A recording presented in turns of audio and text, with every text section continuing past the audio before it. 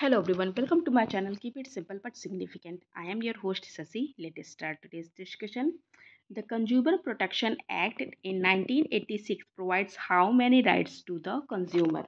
तो consumer protection act 1986 जो आया था वो कंज्यूमर को कितने राइट्स प्रोवाइड करता है? तो ये 6 राइट्स प्रोवाइड करता है जो कि हैं right to safety, right to be informed that is right to representation, right to choose, right to be heard, right to seek redressal, and right to consumer education.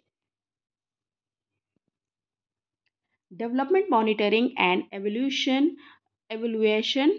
Office had how many regional offices?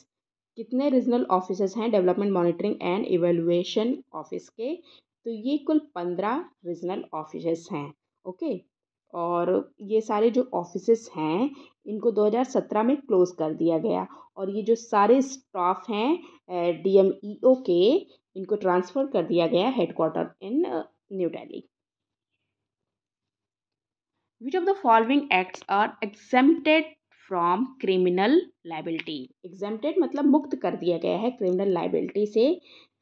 इसमें correct option पूछ रहा है। Okay, तो act of a person bound by law to do certain thing, किसी certain thing को law के अंतर्गत किया गया है तो वो मुक्त है।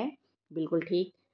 Act done in pursuance to an order और a judgement of a court, ये भी बिल्कुल ठीक है। Act caused by accident, accidentally कोई काज हो गया। Okay, and act done by unsound mind, unsound mind मतलब उसका किसी व्यक्ति का दिमाग ठीक नहीं है, तो ये भी। तो इस चार के चारों ही करेक्ट है। So the answer is D 1 2 3 and 4। In which year Balwant Rai Mehta Committee was appointed to examine the working of community development programme? तो बलवंत राय मेहता की जो कमेटी बनी थी वो कब अपॉइंट हुई थी ये पूछ रहा है। तो ये अपॉइंट हुई थी 1957 को। Answer is C. The Indian constitution is the world's longest for a sovereign nation. Which of the following did not contribute its large size? Indian constitution longest है फॉर ए सॉवरेन नेशन, तो कौन सा है इसमें जो इसके large size को contribute नहीं करता है? तो input from government of India एक 1935 से हमने बहुत सारे चीज़ें ली हैं हमारे कॉन्स्टिट्यूशन से। ये स्टेटमेंट तो आपका गलत हो गया, इसमें नॉट पूछ रहा है ना, जो नहीं है वो बताना है। ज्योग्राफिकल एंड हिस्टोरिकल फैक्टर्स ये भी कंट्रीब्यूट करता है, तो ये भी नहीं होगा। Inclusion of ideals of various social reforms in constitution ये सही है क्योंकि ये चीज़ें कंट्रीब्यूट नहीं करती। सिंगल कॉन्स्टिट्यूशन ये भी कंट्रीब्यूट करता है। Okay, which of the following is not the recommendation of Simon commission? Simon commission की रिकमेंडेशन नहीं है, कौन सी?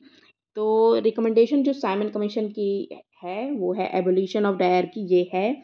Extension of responsible government in provinces, ये भी है।